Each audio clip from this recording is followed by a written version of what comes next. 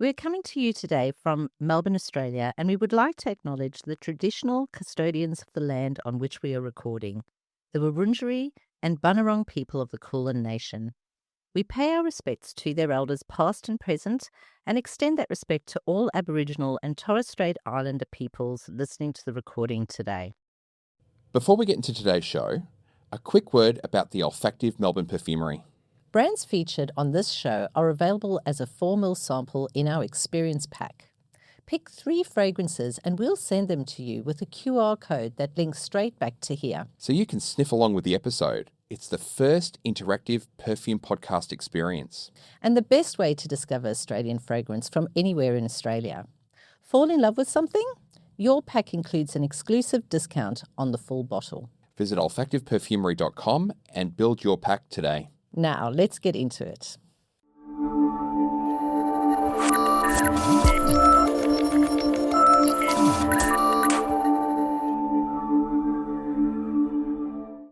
Hello and welcome to another episode of Olfactive Melbourne. I'm your co-host, Trent Stokes. And I'm Robin Stokes. Today we're here in the studio with Gillian Wall, who is the founder of Mudie Cow. Welcome to the show, Gillian. Thank you very much for having me. I'm very honoured to be here, I have to say. Oh, well, we've been really looking forward to this episode and having a chat with you. So just to start off, it would be great to hear from you. Where are you launched? When did you launch, I should say, and where are you based? Well, we are based in near Byron Bay, so a little town called Bangalow, which is about 15 kilometres inland of Byron Bay. And we launched pretty much a year to the day. This is kind of our sort of 1 year anniversary. So we're still very new and we're still sort of finding our feet, but we are loving it. It's been fun. It's been a journey. It's been a Awesome. very interesting journey. That's fantastic, and congratulations on your first anniversary. Thank you. Thank you. Now, Mudie Cow is such a cool name. Can you tell us a little bit about the name? It is, well, essentially, Mudie Cow comes from the fact that the brand, is anchored in mood. Well, fragrance is anchored in mood. And we were actually going to call it mood. That's how we started. But then as we started developing and we started going, well, we think this will be really cool for a young audience. It'll be really cool for this. We then went, mood's a bit boring. And then I was talking about how we could develop the brand into sort of, fragrance milks and fragrance butter. And I thought, why don't we call it Mudie Cow? And that is where Mudie Cow came from. It really is as simple as that. It is such a super cool name, and the branding is unbelievable. We'll get stuck into the branding as the show unfolds, but you can probably see it on the table in front of us here. Very, very cool looking brand. Thank you very much. So, as you know, the show is wrapped around a masterclass in which we feature one of the fragrances from the brand that you feel best represents the brand. We go all the way through from our opening notes, all the way through the dry down to our base notes, and we do that in real time. So my first question for you, Gillian, is which particular fragrance has we selected for our masterclass today? So I've selected Chaos to Calm, and I've selected it. I don't necessarily think that it represents the brand the most. I just think that it is, well, I like the fact that it's gender neutral. It's the one that is most gender neutral, although arguably you could say fragrance shouldn't really be sort of aligned to any particular gender.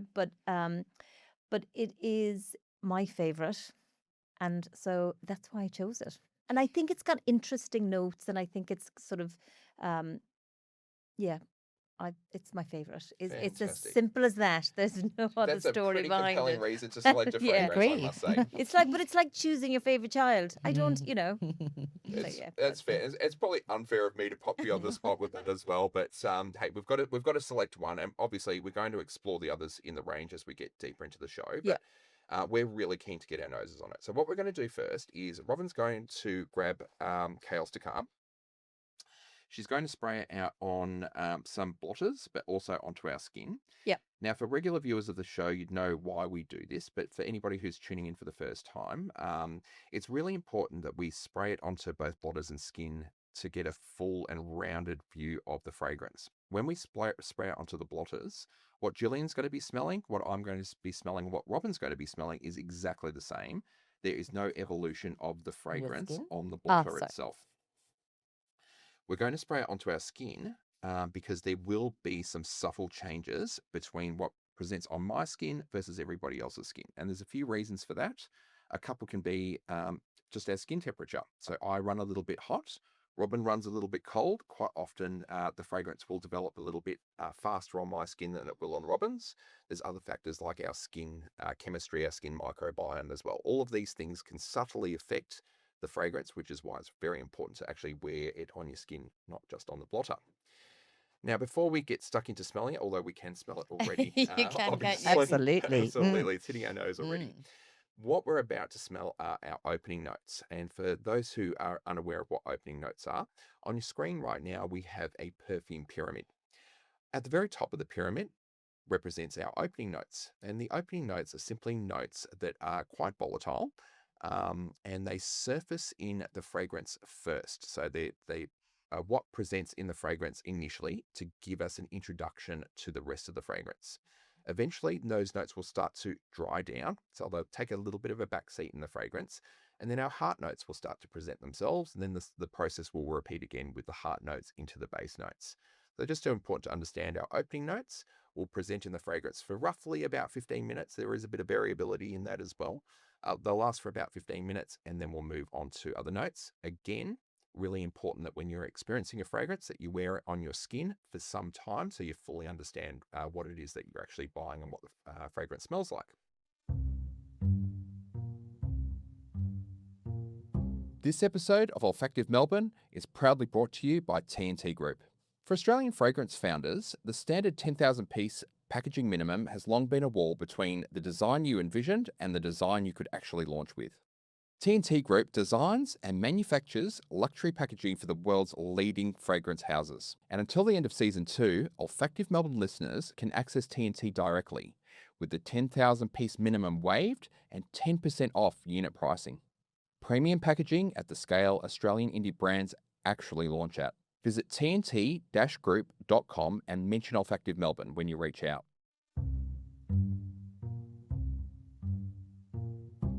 So, with that very long-winded explanation, let's have a smell, and then Gillian, you can take us through the opening notes there. All right, that's on skin and blotter. Absolutely lovely. I'm already feeling calm. Yes, agree. So the opening notes, we have pear sparkle, we have cardamom, and we have violet leaves. So if we start with the pear sparkle, which is probably the most interesting one. Yes. So the pear sparkle is an accord, and it opens it and makes it quite bright and uplifting, light, bright and uplifting. But pear sparkle, the accord, it's made up of esters, and so it evaporates quite quickly. And as a result of that, you get a bit of a sparkling, fizzy, kind of almost effervescent. So that's what you're kind of that's what you're getting at that very, very beginning, is that sort of, which is why it probably sort of hits you. hit you so hard, because you know it does project, but it lifts very quickly. Absolutely. Yeah. I mean, I kept bringing my hand to my face. It's absolutely not necessary for me to do that at all. As soon as we sprayed it on, it was No, I know. But sometimes when you're drawn to a fragrance, you're going to keep going back to it. Absolutely. Yes. Okay, so that explains the sparkle in the pear. So even within our opening notes, so we just explained the opening notes. They give us an introduction to our fragrance, and then they start to see a backseat, but start to take a backseat to those heart notes. But even within the opening note of this fragrance, or the opening notes, you've got the pear sparkle, which will appear quickly, and it'll start to take a dissipate backseat quite quickly. Fantastic, to make way for the other opening notes that we've got here as well. And you also said there was cardamom in here as well. Yes. So I think what the cardamom does is it sort of creates a contrast to the sort of the bright, sparkling pear, and it comes in with more of a, well, cardamom has got a bit of duality, so it's sort of fresh in the one hand, but also it's warm and aromatic as well. So it provides a really strong contrast to the pear sparkle, and so it gives a bit of balance, but it also gives it some depth and dimension. Yeah. Do you know what I mean? Because the pear sparkle is quite bright and light and uplifting, and in fact, you know, if we I know we're not talking about moods, but it's interesting because with this particular one, that the opening almost meets you where you are in that Yes, slightly elevated, and so it truly does take you on that journey. Do you know what I mean? So absolutely. whereas when you're spraying some of the others, you won't get flatness when you're with the Oh, opening notes of the other one. So this really does take you on that journey. Absolutely beautiful. I think it's an important one to sort of call out here, in that you've got three key notes here that are sort of balancing each other out. The pear sparkle surfaces in the fragrance are very first, but this is not a fruity oh, fragrance. No, it's not. So It's it's not a no. fruity fragrance at all. yeah. So you Mm. hear pear and you think it's a fruity fragrance, but actually it's being balanced out by the cardamom and the violet It's leaf. really subtle, It, and as yeah. I said, it diffuses really quickly. So and then in comes the cardamom, and it Mm. provides that sort of warm aromatic balance. Yeah.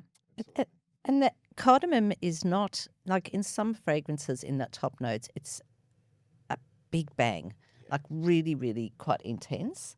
Whereas on my skin, I can smell it and identify it, but it's softer and maybe, as you said, it's nice and warm, not too powerful in terms of like bang It's on the quite cardamom. fresh, isn't it? Yeah. It is. It's quite fresh, particularly but once it starts to sort of settle down a bit, you will probably get the warmth a little bit more. Mm. But yeah, Yeah, it feels like it really supports the pear, and I guess Yeah. we've got the violet leaf The violet in there leaf. as Yeah. well. So, what Must do you be. feel that the violet leaf is sort of bringing to the opening there?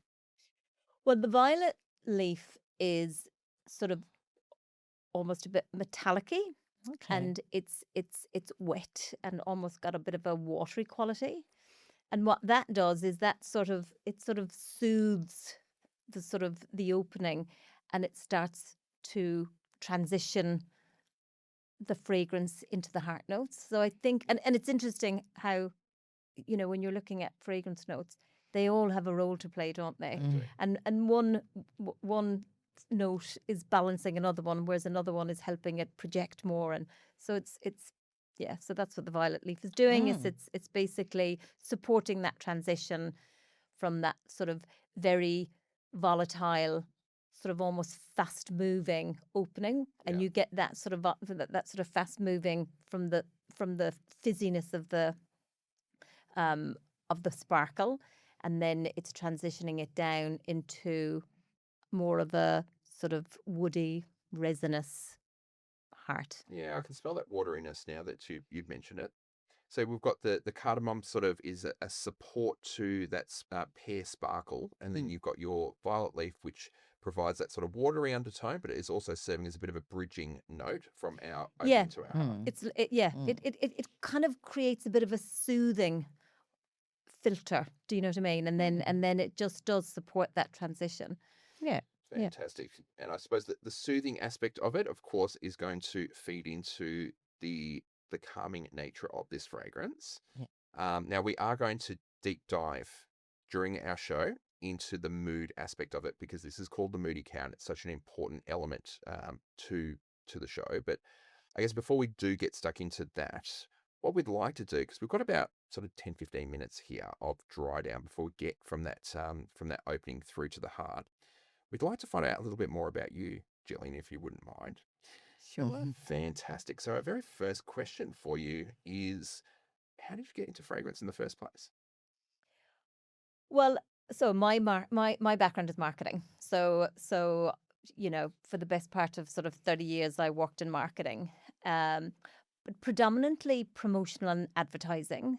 And then sort of just before COVID, I started working for this company in Brisbane, this sort of well-being company in Brisbane, and she was launching a fragrance brand.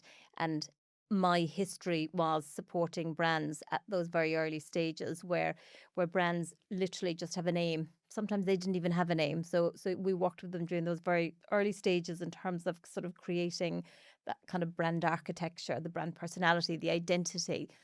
So she basically, I started working with her and I helped her with the launch of her fragrance brand. Mm.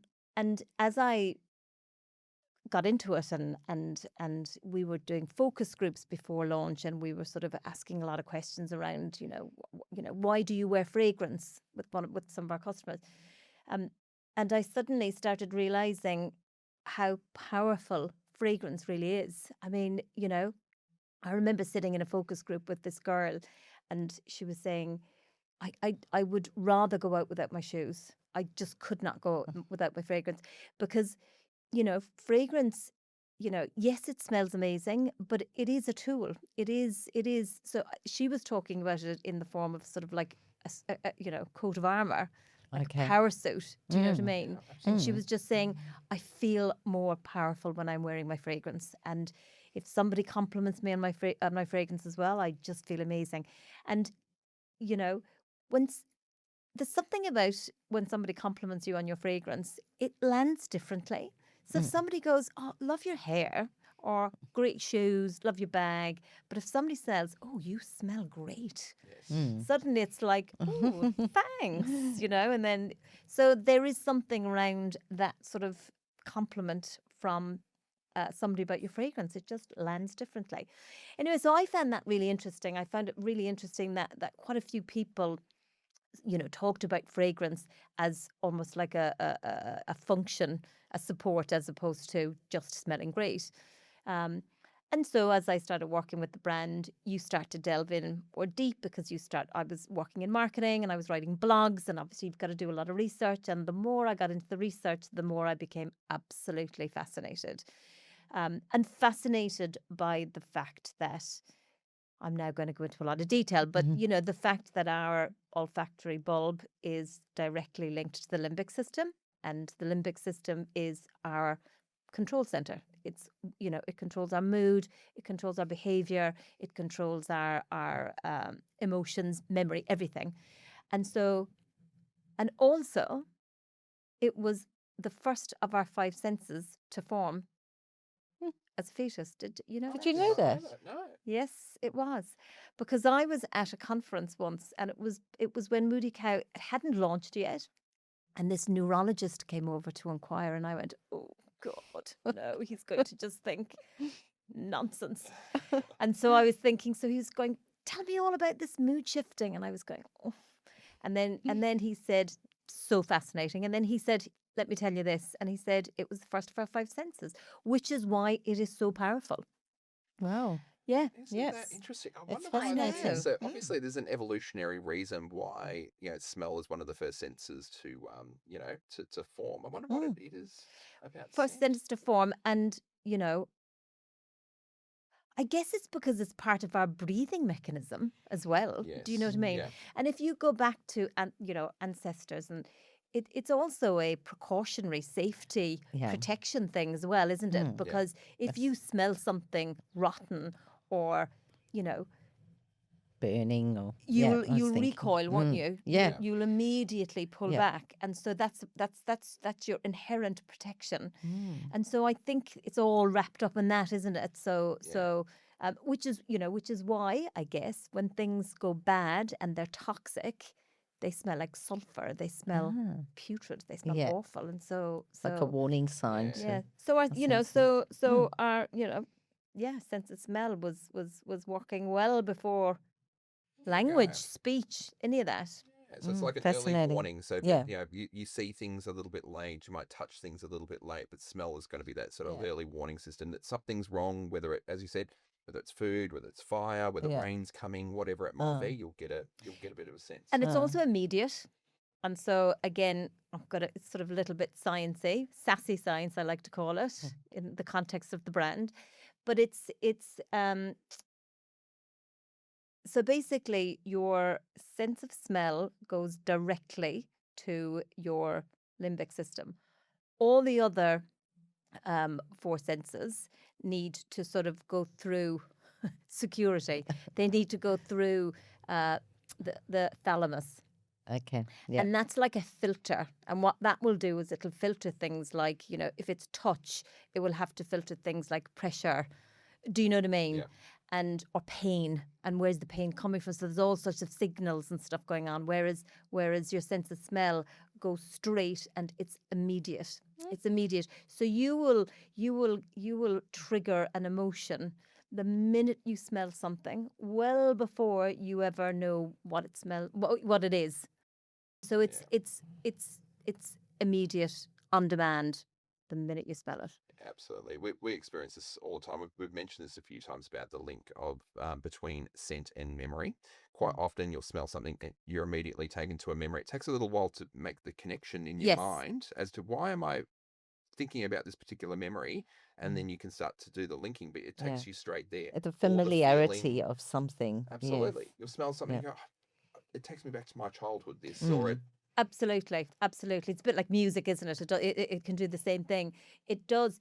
And I think part of the reason as well that it's linked to emotion is because memories bring back emotions as well. So it's all inherently linked, isn't it? absolutely. So it's very, very powerful. All right, And so that's what drew me in the first place. all right, and that all came through that marketing research. You were helping another brand Yep. actually launch. Yep. You hadn't probably thought all that deeply about fragrance beforehand, and then I hadn't at all. I loved it, but I didn't have just didn't have the same appreciation for it. I really didn't. So well before that, it was just smelt amazing, and I loved it, and it was just the last thing that I put on before I'd run out the door. I always wore it. Had a signature scent. I mean, that's all very different now, but it was just I suddenly discovered the power of scent. Yeah. And that's why I ended up with fragrance. so you're doing probably the same thing that the people within that market research group were doing, which was pick up my fragrance and put it on. And then you were, in the course of asking them questions, got them to think a little bit more deeply about why they wore fragrance, because you asked them the question. Yes. And yes. so they started to give you answers like, I wear it to make myself feel more confident at work, or to make myself feel a bit more sexy on a date, or whatever it might be. Absolutely. And I was surprised at how many people were able to articulate that, as opposed to just saying, oh, I just love florals and I just love this. A lot of, and we didn't do these, we purposely didn't recruit focus groups for people who had a particular interest in fragrance. It was random. Males and females. Yes, they were in a certain demographic, but they were random. So it is interesting when you drill down. People are aware that it makes them more, I'm going to say confident, but I just don't know that they're aware of how powerful it actually is. Yeah. It's probably a bit of an unconscious behavior. Yes, I think it is. And some people, I know people have commented going, oh, it's just marketing. It's like, no, it's not. Aromatherapy has been around forever. Yeah. And that's basically the premise of aromatherapy, isn't it? It is basically certain notes will trigger certain emotions, certain feelings, and so there is definitely a connection for sure. Yeah. Definitely 100%. Yeah. All right, so you've worked with this, I guess, with this cohort of through marketing. You've started to ask them questions. You've made them conscientious of why they might be spraying on fragrance.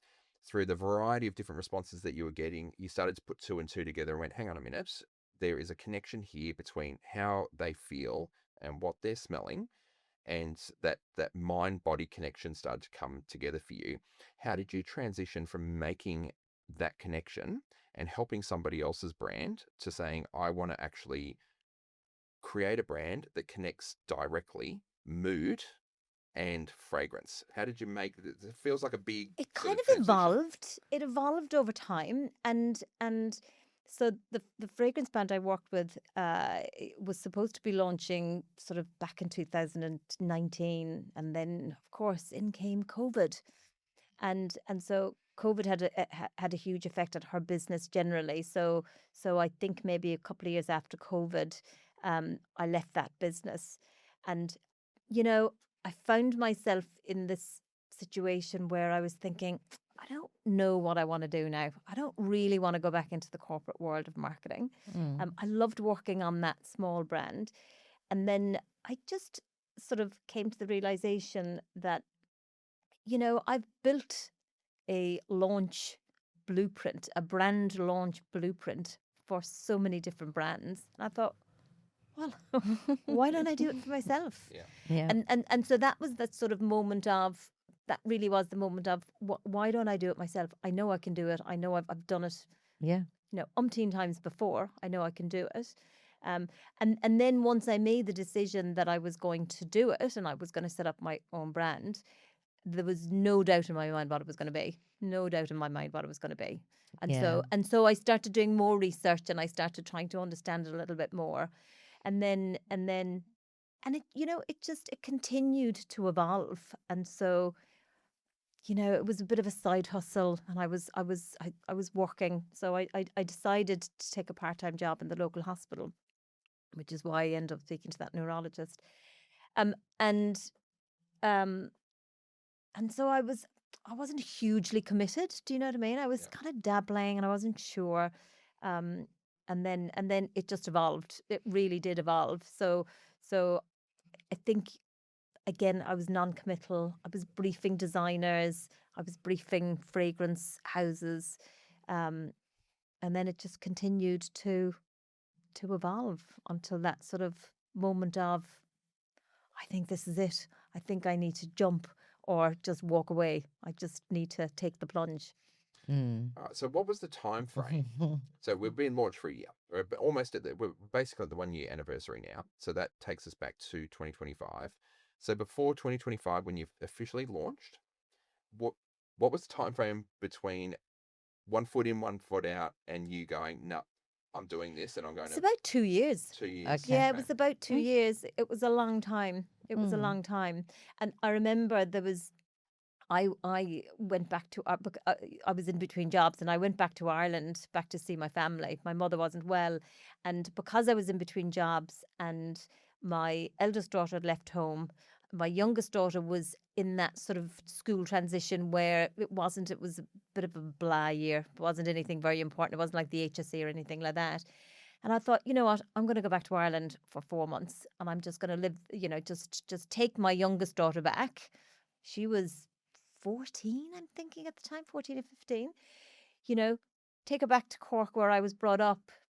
I then put her into the school that I went to, this high school that I went to. And when I went back and I was talking to my sisters, I've got 3 sisters who I'm very close with, and I was talking to them and they were going, do it. Do it. Yeah. And I think I then, after my sort of 4-month trip, I had a lot of time to really think about it. And I was brainstorming with them.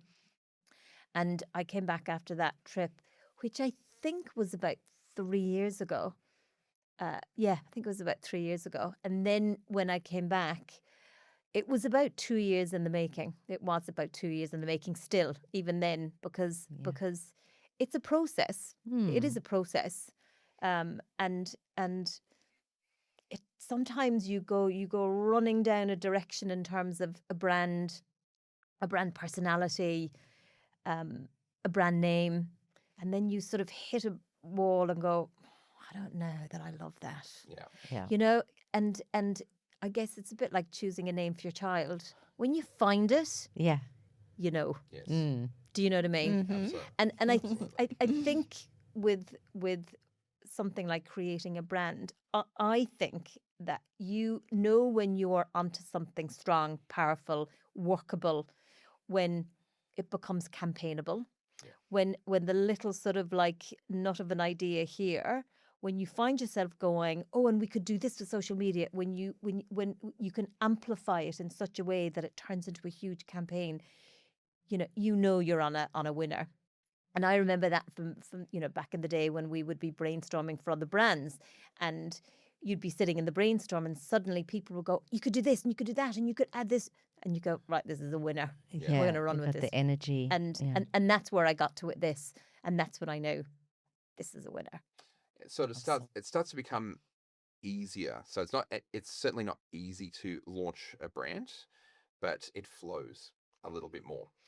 It does. Flow. I think once you find that point where you know that it's the right idea because you can sort of evolve it and amplify it, I think it does. And then once you get to that point, but I did do a lot of sort of 5 steps forward, 3 steps back. Absolutely. Or what's the expression?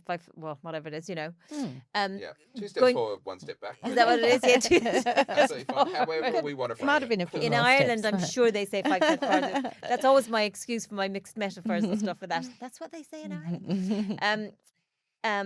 yes, just because, as an example, I think I might have touched on this earlier. It was originally going to be called Mood, and it was originally going to be called MOOD. And so I went to the designer and asked them to do some designs, and I'm quite visual, Hmm. and I just couldn't get my head around the look of it. Yeah. There was too many there was too many roundy elements in it, and it just wasn't flowing for me. And so I think it was my daughter, actually, my now 18-year-old daughter, but at the time I think she was like 16, just said, "Well, why does it have to be spelled MOOD? Why don't you do it MUDE?" And I Hmm. thought, oh, well, that's interesting. Hmm. And then I was rule testing that with people, and people were some people were going mewed. Um, and then, as I said earlier, I ended up developing it more anyway, because I knew it needed to be a little bit more interesting than mood. It just Yeah. needed to be, a bit more memorable. Mood Hmm. isn't very memorable. It would have been, and I'm sure it's a bit like naming your child. I guess when you sort of get used to it, but I think I really wanted it to be memorable. Hmm. And as I said, I jokingly said to somebody, "Well, if I come out with a fragrance butter or fragrance milk, I'll just call it Mudie Cow." And then they're going, "That's a great idea.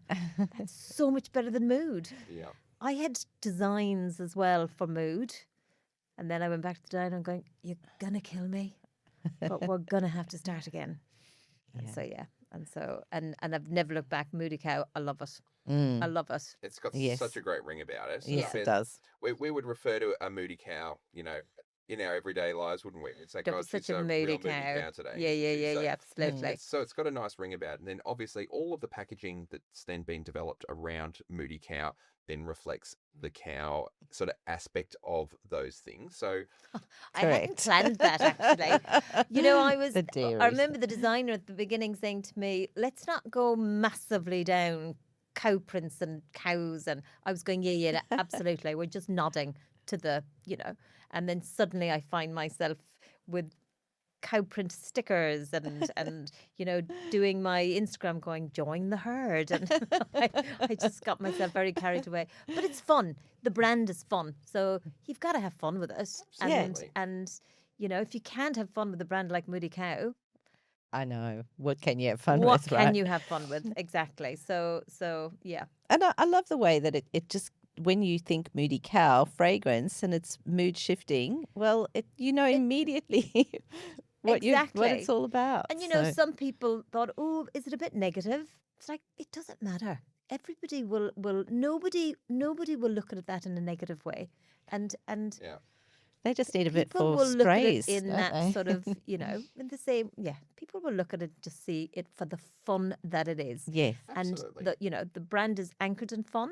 Yeah. And so now I will say one thing though, which did surprise me, is the amount of people that call it Mudie Cow. Oh, muddy. Oh, Muddy Cow. Yes. Okay. I know. I know. Okay. So I might have to lean into that a little bit on my social media and do some of those street interviews going, "How do you pronounce that?"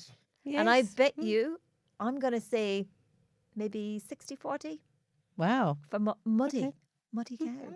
Okay. Well, I can see now that you're saying it, I can sort of see how that might happen. I can't. I guess when you've got I guess if you're just saying the name without the context of everything else that we're looking at here on the table, yeah, maybe. But I guess as you're looking with the branding, it's hard to say muddy, when it's quite obvious it's moody. That's what I think. Yeah. But even when I'm sort of, briefing people and I'm talking about it's mood shifting, it's all about mood. And they Yeah. go, "Oh, interesting. So where did Muddy Cow come from then?" Like, oh, no. Yes, yeah. Do you know what I mean? Well, I've got to That's say, interesting. I very much appreciate the packaging. Yeah. I think that when we spend really any amount of money on a fragrance, it's a luxury buy, regardless of what level that you're buying at. And if you're going to spend your hard-earned money on something that is a luxury rather than an essential, you want the full experience. And I really hate it when brands cheap out and just don't do the packaging experience. There's something that's very tactile. I want to open it and I want to have some excitement about the box opening experience. In fact, there's a whole YouTube culture out there around Mm. physically Unboxing. Yeah, unboxing things, right? 100%. Absolutely. There's a reason why that exists in the first place, because there's Absolutely. excitement about opening it. I think that sort of harks back to our birthdays and the parcel and that whole sort of thing around that tactile Yes. experience of excitement. Yeah. Mm. Yeah. Yeah. And I love how much effort that you have put into it. I mean, we've got our milk crate here. I've got Robin, to maybe just- maybe grab it. We've got our milk crate here. We've got our full-size fragrances that are sitting in the milk cartons themselves. Yep. And then we've got the smallest milk carton at the front here, and this contains our samples. Yeah. Well, that's our discovery set. Our discovery set. Our samples are here. That's our discovery set, and our discovery set has 3 10 ml, I guess, samples, travel size. size. Yeah, I Yep. do actually have. I also do little mini boxes, so you can buy the 10 ml separately as well. But yes, that is the.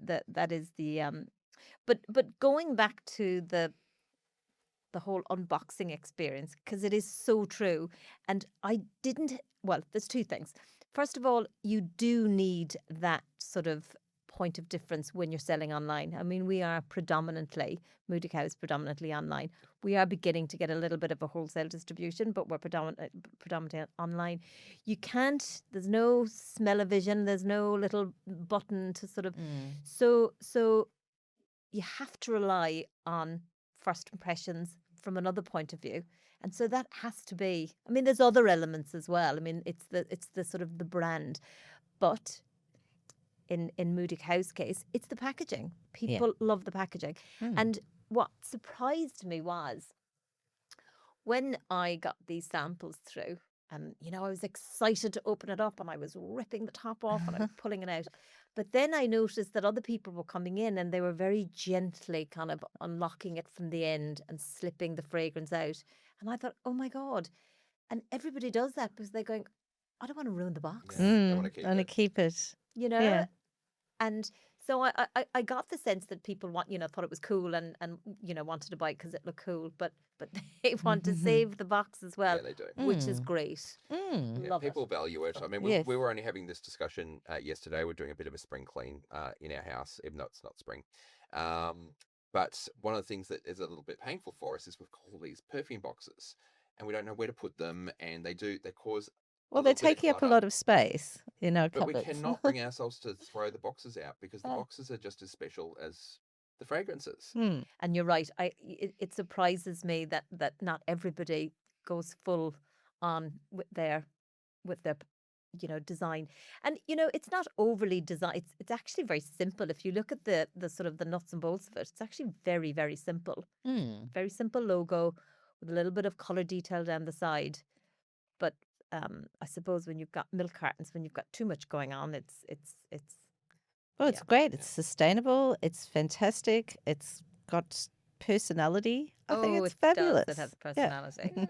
I think the design's very thoughtful as well, because obviously each one of the bottles has its own color to it, and so you've actually got the color of the fragrance on the back of the bottle that bleeds through the actual liquid itself.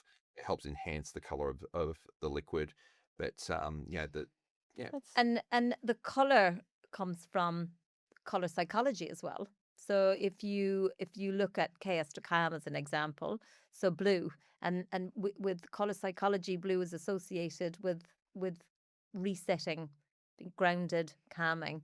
So that also plays a part into the whole thing. Same with passive to passionate. So that's fiery red, orange, because that represents passion. And so every fragrance we do in the future will be mapped out based on the mood, as well as the packaging, or the color will come from the psychology. It's the color and the That's notes interesting. themselves It's the as well. color and the notes, and then again, this is when I was talking earlier about when an idea can be amplified, that it's a winner. So the other thing is these stickers here. So I know they're cow prints, which is a bit cute, but actually the color sort of talks back to the psychology of color, but the gradient in that cow print, where it goes from that very dark heart and it lightens up as it comes through, that's representing the transition of the mood. So it's, do you know what I mean? Absolutely. So Yes. so it's the transition from flat to flirty or passive to passionate. So yeah, a lot of detail was considered when putting this whole brand, packaging, personality, everything together. A lot of thought. And what I would say is, we both work in corporate as well. I work very closely with our various different marketing departments as part of my day-to-day role. And creating something that is simple is so much more difficult than creating something that is busy and chaotic. Oh, There's so much thought that It's very actually true. needs to go into creating something like this. It's very thoughtful. It's beautifully laid out, and it is communicating exactly what that fragrance is about. And I'm sure that there's quite a lot involved in the brief, not only to your designers, but also to your fragrance house. To I should say to your perfumer. Mm. We're going to get stuck into that in just a moment because I'd like to get a little bit more detail on how we actually go about briefing our perfumer in to actually, deliver on the promise of mood enhancing fragrances. But before we do, I can already smell from here that this fragrance is starting to evolve. We're starting to move from the opening into the heart. So what we might do now is let's have another smell and let's have a look at our heart notes. Yeah, sure. So let's just go back to the perfume pyramid just for a moment, where the heart notes form the center of the perfume pyramid. This is really the characteristic, the true essence and personality of the fragrance and when that comes to life. And as we've said, they normally start to appear once those top notes have started to dissipate, and they form a bridging between those top notes and the denser, deeper bass notes. This edition of Olfactive Melbourne is proudly sponsored by Silver Australia. Silver Australia design and shape their jewellery in their studio in Melbourne, and they're pleased to offer Olfactive Melbourne customers 20% off when you use the code MASA20.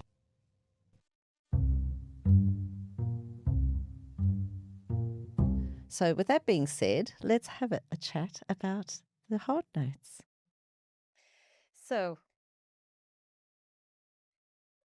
what I'm smelling on my hand, it's so true about how different it is. Like, it's so different to what I'm. Yeah. Yeah, absolutely.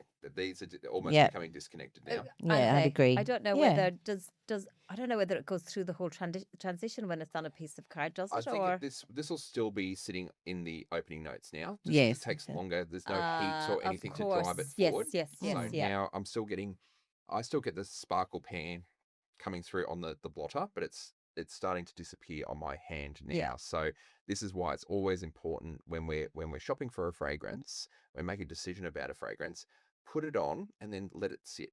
Because what you get initially versus what you're going to live with over Yeah. the course of the hour or the many hours afterwards is going to be quite different. Yeah, absolutely. Go into the shop, spray yourself, not the card, wander off shopping, Yep. go and do a food shop, and then go, then sort of half an hour later, even an hour later, Mm. Yeah, then make a Just decision. make See. a decision Yeah. then. Because, Absolutely. yeah. Yeah, because you might go home and go, hang on a minute, where's the pair? All right, and Yeah, the yeah. pair was the introduction. Yeah. So, Yeah. Yep, yeah, it sets up what this fragrance is all about, but it's not going to be that persistent, Yep. dominant note all the way through this. Yeah. So, and already in the heart. So, I guess what are we actually smelling in the heart? Okay, in terms of the so notes? in this, so the first thing that you're smelling is sort of the main textural anchor of the heart, which is orris. Yeah, And you absolutely. Yeah, definitely getting the orris. Mm. And so the orris, what you said earlier when you were talking about the fact that sort of the heart notes is almost like that bridge from the top into the base.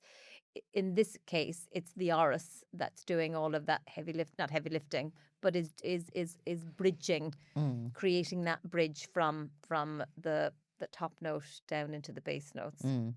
So it's very soft, cushiony. I feel that I get the buttery sense. Have a smell on my skin. What do you think? More buttery, more fresh? I'm thinking maybe more buttery. Yeah. Yeah, I would agree. And your skin as well.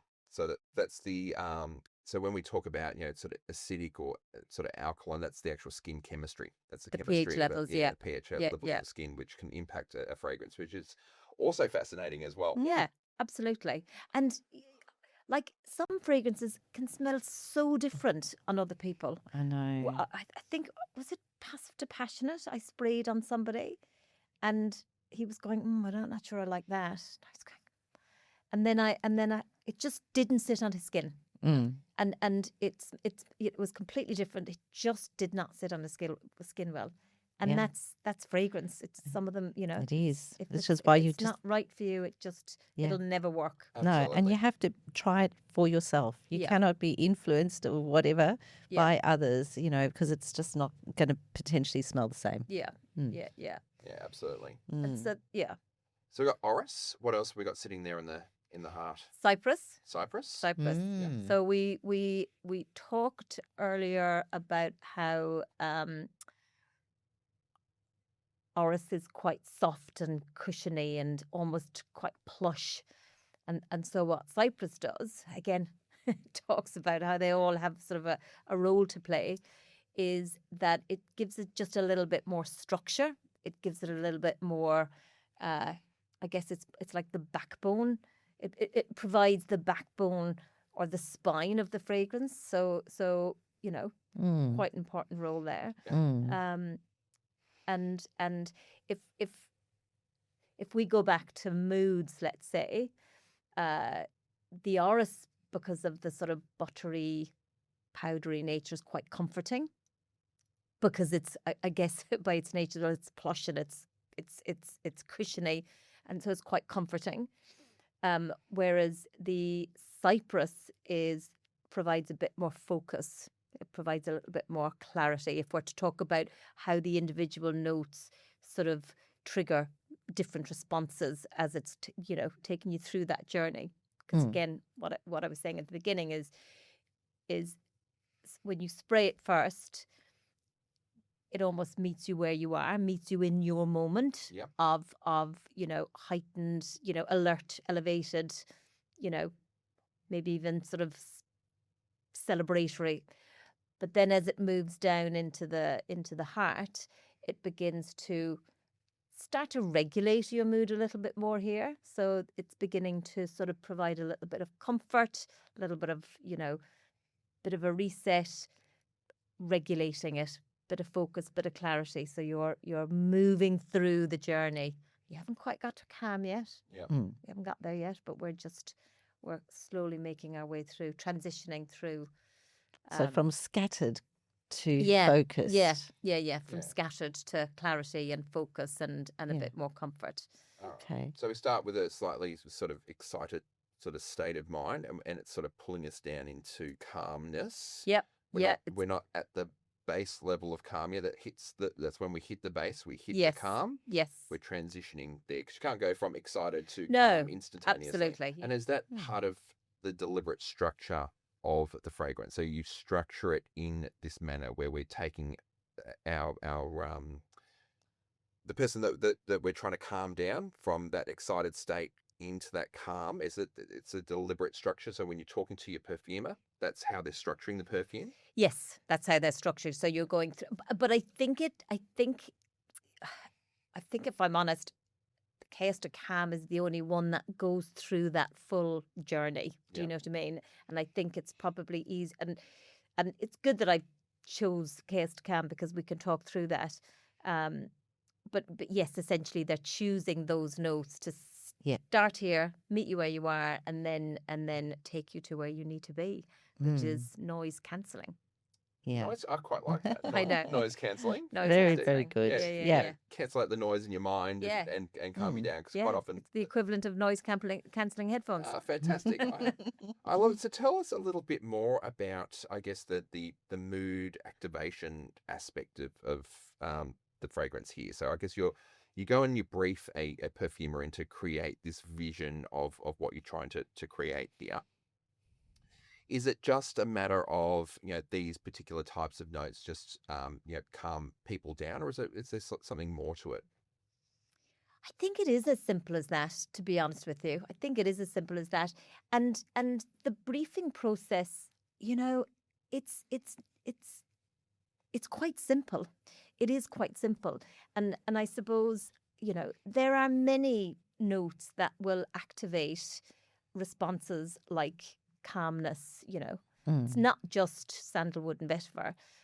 But I guess the briefing, then what you start taking into consideration is, you know, when I was briefing, I was doing mood boards and we were doing color mood boards and I was talking about, you know, fragrances that I like. And then you know, we also needed to consider the demographic as well, Yeah. because, you know, some people will argue that sort of fragrance is for everybody and it doesn't need to be defined by age.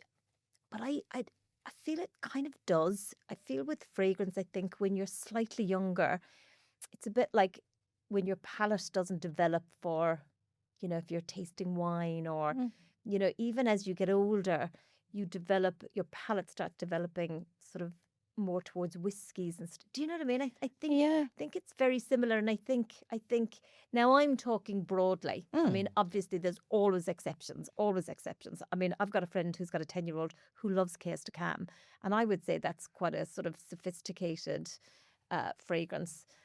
Because it's got that sort of gender neutral feel. It's got it's got quite a it's not masculine, and I hate to sort of go masculine feminine, because flirty, which is florally and fruity, my husband loves it. And it's really nice on him. Yeah. And you know, same with Pastel Passionate. It's quite sweet with vanillas, but it does appeal to men because there's a smokiness in there as well, and there's a woodiness in there as well. I think What what was you're I saying talking is about? very true, though, because we have Yeah. teenage children, and we, you know, if I put something that I like under my daughter's nose, she will often not like it at all. And, you know, I think it's very much that development I think of their the. sense of smell does develop as Yeah. I believe so. Now I'm not a scientist. I don't know. People might argue with that. That's just my own feeling, and so I think that, you know, your demographic, age group, all of that needs to be factored in as part of the briefing process, and then because of that, they'll take everything into consideration, and then they'll present the final um, the final fragrance or the final fragrance ideas. And you know, before we got to these three, we must have gone through like 30. I don't know. Is that a lot? Is that a lot, actually? I don't. It felt a lot for We've me. had all kinds of numbers. I Yeah. think it's quite a lot. Do you think that? Yeah. Yeah. It does Yeah. feel like a lot. Yeah. Yeah. Yeah. Yeah. But we've had previous guests on who have done, you know, 1 or 2 iterations, and it's there, or they've done 100, and Yes. you know, everything in between. So Yes. it really just depends on, you know, you've got a vision in your head, and it might just take a little while for the perfumer to be able to meet that vision, and you might be struggling with what you're trying to communicate to them, and Yeah. it's difficult. Yeah. Absolutely. Yeah. Absolutely. It's also hard. One of the biggest challenges I find as well, being having a brand that is targeted at young 20 something guys and girls, males, females. I'm not in my 20s, you know, and so when you're creating a brand, particularly a fragrance brand, you want to love the fragrances. Yeah. And so it becomes hard, whereby you know that maybe you should be doing something that's a bit more fruity, a bit more florally, maybe a bit more vanilla, because again, I believe the younger generation tend to gravitate more towards those kind of notes. Yeah. It's hard because you think, is it a bit sweet? And then you've got your 17-year-old going, no, I'd eat it, definitely Yeah. not. So Yeah. so the process was tricky, in terms of, and I think Passive to Passionate was one of my first ones, and I do love it now, but I wasn't that keen on it to start with. And then I remember going to Beauty Expo, and I remember just sort of, you know, going to various different places, and I used to just randomly walk up to groups of young 20-something guys and girls going, can I get your opinion on something? And everybody loved it. Everybody loved it. And so I had to go, okay, we're going to have to run with this. Yeah. We're going to have to run with this. It's landing with your demographic. Yeah. But I grew to love it. Yeah. And now, course. when my daughter kind of, passes my office going to school in the mornings, because that's what she wears, I do love it. Yeah. And there's probably an association thing as well. Do you know what I mean? Yeah. So I do love it now. But yeah, that can be a challenge when you are trying to choose the best, but it's not necessarily your taste. Yeah. Yes. So And this is not unusual either. No, I mean, there's been fragrances that can't I be unusual. Yeah. No. Yeah, absolutely. I bought fragrances before where at first sniff I've gone, well, not a big fan of that. And I put it away, and about a year later I'm like, do I want to keep this or do I want to get rid of it? And I smell it again and I fall in love with it. I'm like, why didn't I resonate with that to start with? And it just might have been a whole range of different factors where I was at in my life in that moment, or the season in which I smelt it. And maybe I smelt it in winter and now I'm smelling it in summer, and they're quite different seasons. And Might have been the mood you were in. Might have been the mood. Might have been the mood you were in. You were just not in the mood for that fragrance at the time, and that's okay. And that does. It's such a big factor. It does. Really is. Yeah. We've picked that up a lot recently when we went back through all of our old samples, because, we went through a stage where we were very curious about all the fragrances that we had heard a lot about. And so we have a lot of samples at home, and we went through the process of revisiting a lot of them. And it was quite fascinating, wasn't it? Like, there's so many that we hadn't fallen in love with, which we later or more recently have gone, I'm really digging this. I really love that. Yeah. And your sense of smell develops, and I'm not necessarily talking about age here, but it also develops the more you're using. I guess it's a bit like a muscle, but Yes. But I have found now, 2-3 years in of smelling various different fragrances, I can now actually go, I can smell the pear there, or I can smell the grapefruit there, or I can smell. I'm beginning to, whereas 5 years ago, again, I would have just picked up a phrase and got, smells divine. I wouldn't have had any sort of idea or conception of the layering and the pyramid and the whole sort of artistic process that goes into. It's quite incredible. Absolutely. I mean, I can speak for myself, but the two of us, because of the podcast and how amazing all these masterclasses have been, we've found ourselves in that same situation too, where, over time we've gone from, it smells good, to being able to pick up more notes and the structure of yeah. the fragrance. Or some people just have an incredible heightened senses and as I said, I've got a friend and she's got a 10-year-old. Unbelievable that she, A, has an appreciation for certain fragrances, but can pick out the notes. Yeah, that's future perfumer perhaps. Oh, future perfumer, absolutely, in the making. Yeah. And you can absolutely train your nose. Yes. This is something that you can do. We've actually had perfumers on the show before who started out with not having a great sense of smell to start with, to being able to formulate perfumes because they've trained their nose over time by just isolating individual ingredients and then being able to identify that in a mix of notes within a fragrance. And there's absolutely, we've gone through this process ourselves and trained our noses to be able to identify notes a little bit more. But one of the things that we love about perfume is that perfumery is a fusion between art and science. And we're always fascinated with perfumers and how they can actually, formulate a fragrance based on a pretty loose brief or a very exact brief or something that's quite specific. But this is extra specific, right? So this is I want my fragrance to smell this way, but I also want it to enhance the mood with this particular one. So when you went to your perfumer, did they have that skill set, or did they need to go and speak to a naturopath? I mean, very interesting. And I'm so glad you asked me that question, because there was a point, again, there were many milestones, let's say, in the development of Mudie Cow, where I kind of thought, oh my God, I've got to move forward with this. And one of them was, so I met the perfumer, and a friend of mine rang me out of the blue going, you're never going to believe this, but I was at a book club and this new girl came to book club, and I asked her what she did, and she is a perfume nose. She's a nose.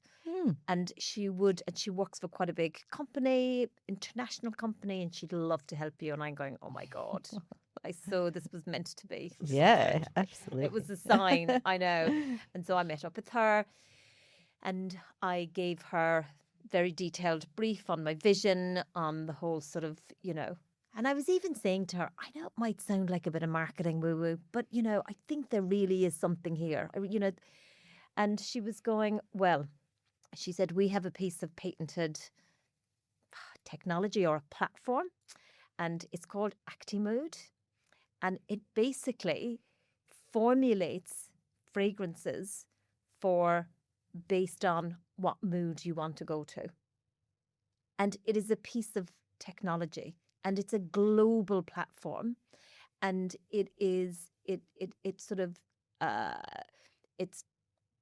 the metrics they look at: biometrics, psychometrics, neurometrics. So it's really detailed, down to the level whereby they will test a fragrance note and they're watching sort of, the flicker of the eye and the mapping of the face, facial expressions. That's how detailed it is. And she was telling me that sort of,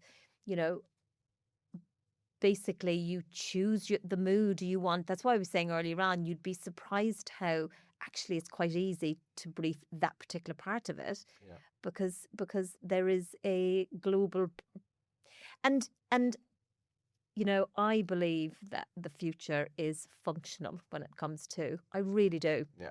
I think we will move into a far more functional side of fragrance as opposed to just spritzing it on to smell good.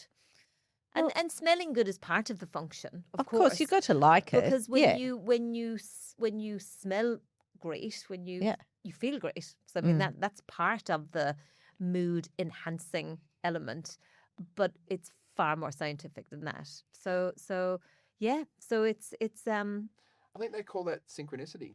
I think they do. Absolutely. so. You had the idea, you knew that there was an association between mood and fragrance because you got that from your marketing background and helping to launch a brand, and then you just happened to be in the same book club as a nose who works with this patented technology. I mean, I'm sorry. Yeah. It's meant to be. Yeah. Yeah, if you didn't launch this brand, there would have been a problem. I Well, think. that's the thing. Absolutely.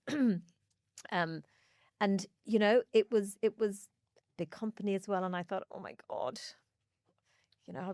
I was thinking I might just find a little small local, but I had it was meant to be. It was meant to be. And it's validated everything that you already knew, that your gut told you, that the evidence in front of you told you that there is a direct association between mood and. There definitely is, and I do think that I genuinely think that is the future.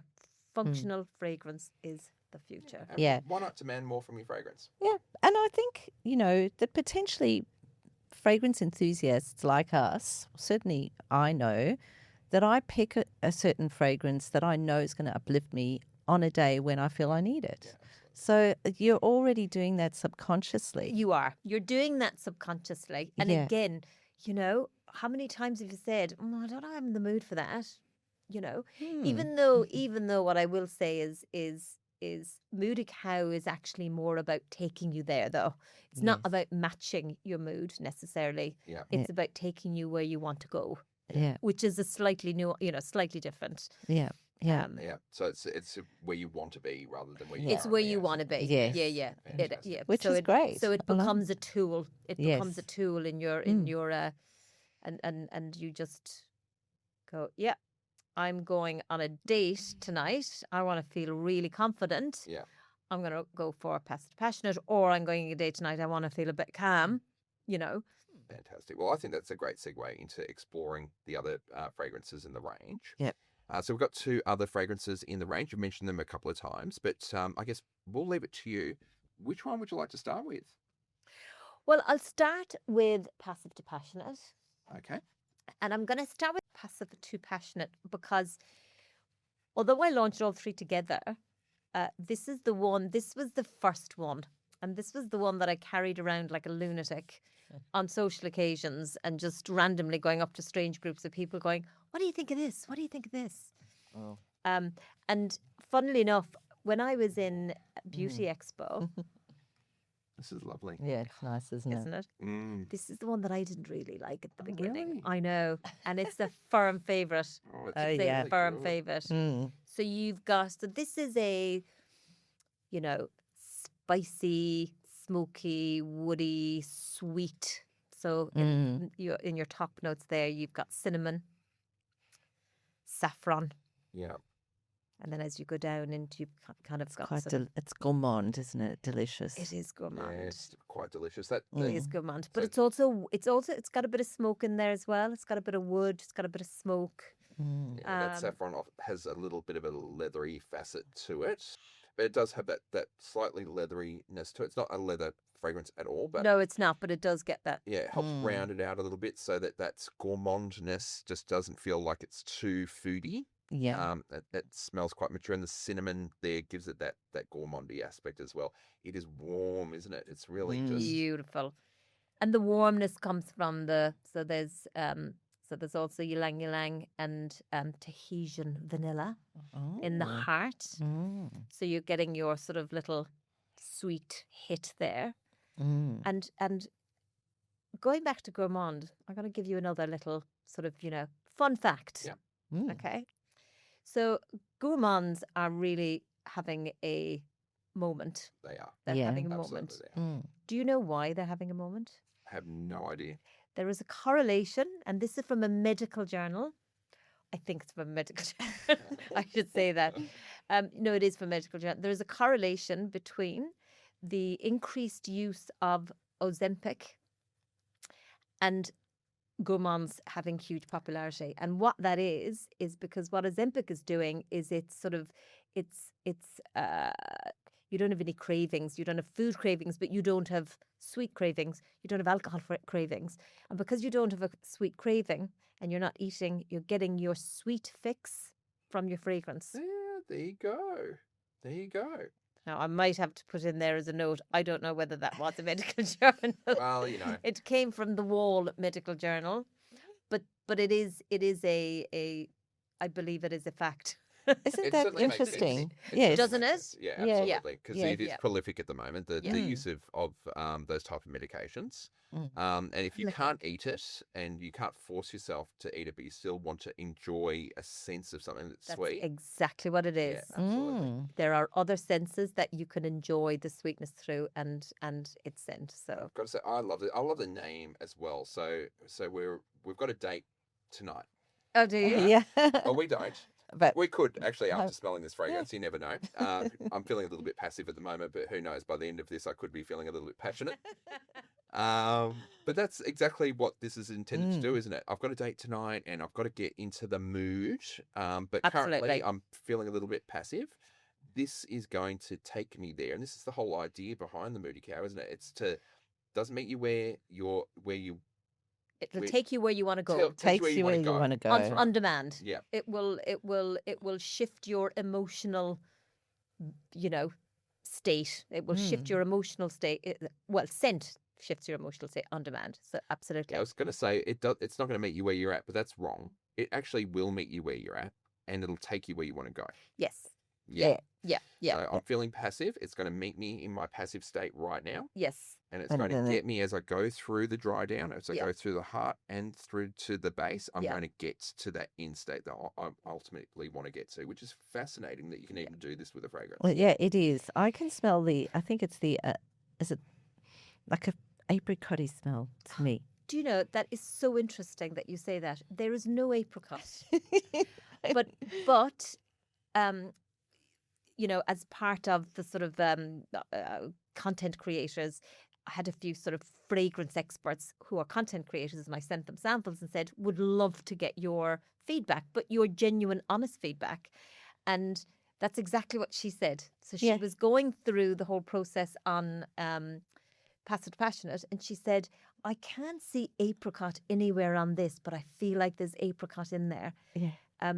No, there's No, no it's apricot. just But the it must be combination the. of. Would it be the cinnamon? Maybe is Yeah, it it's the probably the vanilla because even or though is the it the vanilla is maybe sitting in the heart, I'm not sure if it's in the heart or the base. It's already coming through in the opening. the vanillas in the yeah Mm, yeah And yeah so the- I think it might be the combination of the vanilla, the cinnamon, Yeah. and the saffron. I think Yeah, that combination somehow. yes. is Yeah. triggering your brain to think. Triggering. Yeah, Mm. because once you That's said so apricot, interesting. You said I that. got it as well now. Yeah, yeah. I'm getting an apricot type smell, and it's not. There's no apricot in here, so No, it's just a there is no combination of. apricot in there at all. Isn't that fascinating? Yeah. It is It's, beautiful. it's really lovely, isn't it? Absolutely. Yeah, And yeah. the vanilla here, I mean, if you're a vanilla fan, you're going to get your vanilla out of this. It is, well, it's not, you said it's not in the opening notes, it's coming through from the heart. Yeah. Yes. Yep. Yeah. Yep. Yep. This is Mm. often the way, we describe fragrances in terms of a perfume pyramid. And we say, hey, here are your opening notes, and here are your heart, and here are your base. Mm. But it doesn't read like a book. No, We- it's not completely No, it's not linear, linear. in No. that fashion. So, of course, where you've got quite dominant notes like a vanilla, it is going to start to present itself in Yeah. the opening, even though your opening notes are the most dominant. Absolutely. Mm. Absolutely. It just gives it a richness, I think. The Yeah. vanilla. Mm. It really does. Mm. This And there's is lovely. suede in there as well in those heart notes, Mm. So it's yeah. Lovely. So this is the one. So just the backstory on this one, the one that I took to Beauty Expo. So again, when I started the journey and I was thinking about my first fragrance, and this is my first fragrance that I developed. I launched them all at the same time, but this was the first one because I was only going to launch one actually until I started going down the avenue of Pastor to Passionate, and I thought, well, I need to have a selection. I can't just have, you need to have a sort of selection within your collection. And so when I was talking about the focus groups and chatting to these people, because that's constantly sitting at the back of my mind. And this girl was saying, I just don't feel as confident. And so I was thinking, I knew that my first fragrance, when it came to a sort of mood enhancement, I knew it needed to be confidence for multiple reasons as well. I'm a mother of two young girls, and I look at our sort of younger generation, and they can be very insecure.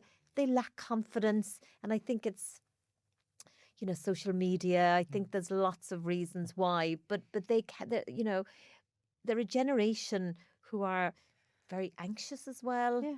and so The not that I- COVID years not that I'm probably impacted it suggesting- as well. Absolutely, not Yeah. that I'm suggesting that fragrance is kind of is going to help people with anxiety. Of course, it's not.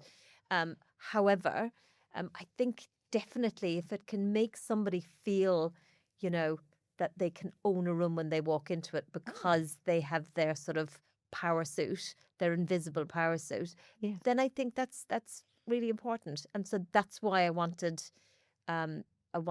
a fragrance that could provide that confidence. And that was my opening.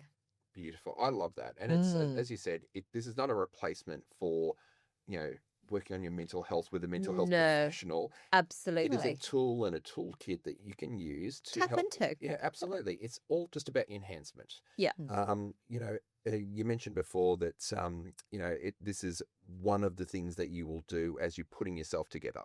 So we'll wear the dress or the suit that makes us feel powerful, and then we'll choose a nice pair of shoes, and you might wear the makeup. Exactly. This is just another layer, It is. and it brings it all together to build that confident human being. And Yeah. it's funny you mentioned this because we're out to dinner last night, funnily enough, with some other perfumers, Hart and Hetty, Juliet and Richard, and we were having this exact conversation about the younger generation, and that we have noticed that sort of lack of confidence, and certainly COVID had an impact on that generation. We're older, so COVID Slightly. just a little bit, right? So we were already mature by the time we went through COVID. So the impact of that isolation probably didn't affect us all that much. We got back into society without a problem. We were used to interacting with other human beings. But if you were quite young, that was quite a moment where there was years at a time in which you didn't interact with other human beings. You were hidden behind a computer. And so you might not necessarily have built that tolerance around those social skills. And of course, that has led to a slightly more nervous I guess, generation, and it's going to take them a little bit more time to get to where we're at in terms of our comfort levels with Yeah. interactions. And if you've got this, which is just a tool, but it's a tool in your tool belt that you can pull out and go, hey, this will just help me feel just that little bit better today. It'll get me where I need to. By the time I spray this on and I actually get to work, I'm going to feel a little bit more calm, or I'm going to feel a little Yeah. bit more confident. Mm. Great. Yeah. It's not a crutch. It's just something that can help. And I absolutely love that you're doing this. Yeah. Yeah. And, if somebody comes up to you, I mean, this hasn't happened to me often, but it has happened to me. If somebody runs up to you and goes, "Oh my God, what are you wearing?" Again, it goes back to the comment I made about fragrance compliments hitting differently. You just kind of go, you just have that warm, cozy feeling, don't you? Yeah. So it is. Yeah. And another sort of little story as well, again, talking about the power of fragrance. I had a customer who sent me an email. I do love when customers take the time to send you an email. And she said that she is in hospital. She's been in hospital for the last 4 weeks. She is suffering from PTSD. She was in the army. And she just wanted to tell me that Chaos to Cam gets her through every day.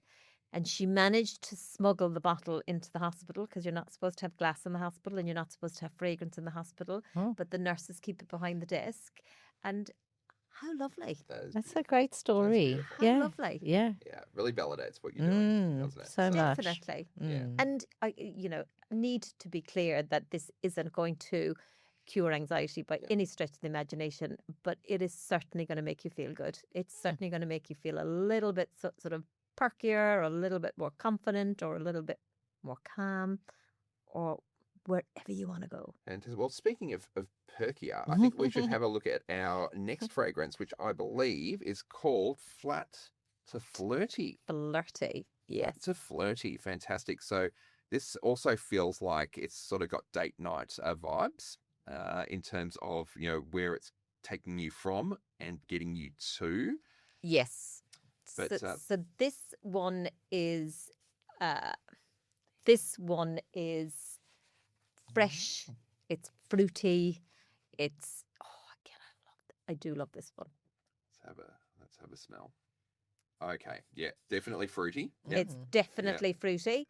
So it opens up with, I'm getting confused now with the different fragrances. So you've got raspberry, you've got lychee, you've got blackcurrant bud, you've got apple. So you've got a big fruit hit in the opening. You have a cornucopia of fruits. This is lovely. So fresh. Yeah, it really is. So fruity. So, I mean, if that isn't going to just elevate you and make you perkier. Yeah, absolutely. Yes, that's true. Yeah. Absolutely. What I'll say about this, it is a very fruity fragrance, but sometimes fruity fragrances can smell a little bit immature. Like, your 12-year-old's body spray. That's not what's going on it isn't. here. No, it's not quite as sweet. It's not uber sweet. It is fruity. It's quite you've struck that very nice balance there where you can wear it as an adult and it smells mature while still feeling fun. Because you've got the florals in there as well. Yeah. Okay. And then you've also got is it patchouli, musk. So there's a lot going on actually. So it isn't super sickly sweet, but it is. I do love this one actually. I feel it's very clean smelling as well. Somehow that fruitiness smells very clean to me. Yes, and it's very light. There's nothing heavy in there. It's light. It's uplifting. It's. I'm assuming patchouli is probably sitting somewhere in the base. Yes, of patchouli is sitting in the Can't smell base. that, Yeah. But I can. It's funny. Again, we're talking about the linear nature of fragrances. They're not necessarily linear, and that patchouli is obviously it's balancing out the fruits there, so you're getting that sort of earthiness that helps sort of offset the sweetness of the fragrance there. And there's other I sometimes between three of them, because there's sort of overlapping. These are great for layering as well because they do have some overlapping, but patchouli, amber in the base as well, musk, and then in the center then you've got jasmine and freesia. You definitely get the white florals And then coming you've through got as well. vanilla in the base as well. Yeah. But it's not super No, sweet. You see, no. it's not. It's not sickly at all. At No. all. It's I get more of fruity the without being overly fruit. sweet. I Yeah. get more of the Yeah. fruit than the sweet. I don't get a huge hit of vanilla.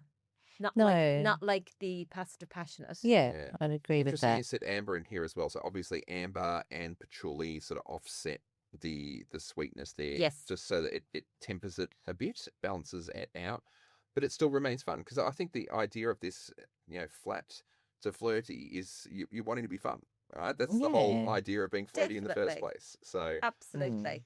if you're feeling a little bit down, I guess, probably not the right word, No, down. I think Flat is flat not is the- down. It's yeah. just lack of energy, I guess. Yeah, it is. And there's also I would say that this one, it's probably more of a social scent as well, Yeah. because Okay. it's a bit more sort of interactive, and I guess when something brings, I think it's quite joyous as well. Yeah. Just get us that, and when you are elevated and you're just going to interact better and you're going Yeah. to socialize better, and again you've got that kind of magnetism coming through in terms of that sort of elevation of mood.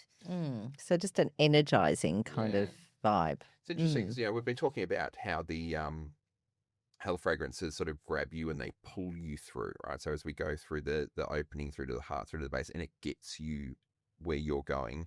I think with this particular fragrance, if you are feeling a bit flat, this is going to energize you almost straight away. It's Definitely, it's your nose. because it's gonna make you perkier. Yeah. Because particularly with the opening notes, you've got I mean, fruits make you perkier. Yeah, they That's, Mm. lychee, That lychee blackcurrant. really does come through, doesn't it? doesn't it? Yeah. Yeah. I'm finding that I shouldn't say this. I'm finding that I'm really enjoying lychee cocktails at the moment as well, because I obviously have a little bit of affinity for lychee For now, because lychee, this is yeah. such a good scent. Mm. It's definitely one of the more dominant notes in the opening here. So you gave us a whole, as I said, a cornucopia of fruits there. So there's quite a few. There's blackcurrant and a whole bunch of other things in there. But if you were to pick one out to say, hey, what's the first fruit that comes to mind when you smell this fragrance? I think it's lychee. Well, I'm speaking for myself. What about yourself, Robin? What's the first fruit that comes to I would struggle with that. I'm not Oh, sure. really? Okay, Yeah. what's the first fruit that comes to mind when you smell it? It's going to sound crazy because it's not in it's not in the notes. I'm probably getting a little bit of like a watermelony kind of But I wonder, you getting that from the raspberry? maybe Yeah, there's from a few- somewhere There's a few there. berries in here, and so it might just be the combination of those different notes that gives you that watermelon sense. Or but- what I connect as a watermelon scent, which is obviously lychee. Yes. Yeah. Yeah. Yeah. Interestingly, though, we were having a big old chat just before the show even started rolling, and we said that it's really important that it really doesn't matter if that note's not in here. If you smell watermelon, it's actually fine. It's fine. You smell Absolutely. watermelon. And I find it so interesting that you went straight to what did you go The to? Was it apricot. the before. apricot? Yeah. Because this girl just went, I can't see it on the notes. Is it a mistake? What? There's definitely like a sugar coated apricot. So yeah, we interpret. It's actually It's how we scent. I actually think it's not wrong, right? So when we think about the way we construct a fragrance, there are sort of raw materials that will produce a note, but then if we can't necessarily produce that note from those raw materials, we have to build the note, and that is called an accord. Yes. And a whole idea behind accords is that we take a whole series of different notes to make it smell like something else that we make an association with. So that's just simply what's occurred here with all those various different notes. An accord of watermelon has built up so that's what you're smelling. Same with the apricot. I don't necessarily think it's wrong. And also there must be something in when it's mixed with something else. Does it begin to start smelling different? Do you know what I mean? Yeah, When absolutely. it's surrounded with all the other very fruity, does it begin to, it's like merging, I don't know.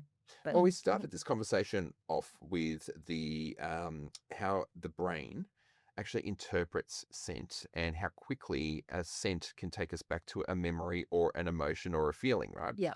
It may just be that Robin's got an association with that combination of fruits, she has an association with watermelon, and that's what she's smelling as well. So Yep. It's the Absolutely. tropical, perhaps. yeah, it's the tropical Yeah. thing. Yeah. that you're No. getting. It might be a cocktail. It might be Yeah. a holiday in which someone was cutting up fresh Yeah. watermelon in front of Yeah. you while you were drinking a lychee cocktail. I mean, Yeah. it could be anything. Yeah, Yeah. true. Mhm. So none of it's wrong, and it's really important that when you're smelling fragrance as well, that you know that nothing that you smell in there is incorrect. Whatever you smell is, absolutely fine, as long as you like it. Right? That's what it's all about. Absolutely. And I don't know how you could not like How this, could you 'cause not it is like gorgeous. that? It is. It is gorgeous. It is beautiful. In fact, all three are Yeah. absolutely stunning Yeah. fragrances, I must say. Mm. So it's great to just spend a bit of time with the others in the Yeah. range. Obviously, we can't go all the way through the dry down here, particularly on the blotters, because as we noted when we started, the blotters almost freeze the fragrance in time, Yeah. and it will evolve over time, but it's probably going to take 6 or 7 hours before we actually move through the dry down on the blotter, whereas Yeah. on our skin, it's evolved. In Yeah. fact, the Yes. fragrance has Yes. evolved even more. In fact, we're probably getting towards our base notes now. So, in fact, that's probably a nice segue. Why don't we visit our base notes now, seeing that we've gone through the broader range? Yep. So, on that note, again on your screen, you've got the perfume pyramid, and we've gone all the way through our opening notes. We've gone through our heart notes, and right at the bottom of that pyramid, which is the widest section of the pyramid, we're at our base notes. Now, the start of the show, when I was talking about our opening notes, I described our opening notes very light, as very volatile. They surface in the fragrance first, they don't hang around for very long, and they dissipate quite quickly. When we start to talk about base notes, it's almost the exact opposite of that. The notes are actually quite dense, they're quite heavy, they're not volatile at all, and they actually stick to our skin and hang around for the longest period of time. And this is why it's very important that you go through the full dry down with any one of the fragrances that you try on, because it's actually the base notes that will stick around on your skin for the longevity of the fragrance. So after we get through this first hour, and then for the rest of the day, it's actually going to be base note dominant. Now, that's not to say that the opening notes have completely disappeared or that the heart notes have completely disappeared. They've simply taken a back seat, and our base notes are now dominant, and that's what hangs around on our skin. This show is proudly sponsored by Watchvault, Australia's premier destination for luxury and vintage timepieces. Every watch is trusted, verified, and ready for its next chapter. Visit watchvault.com.au to discover your next timeless investment.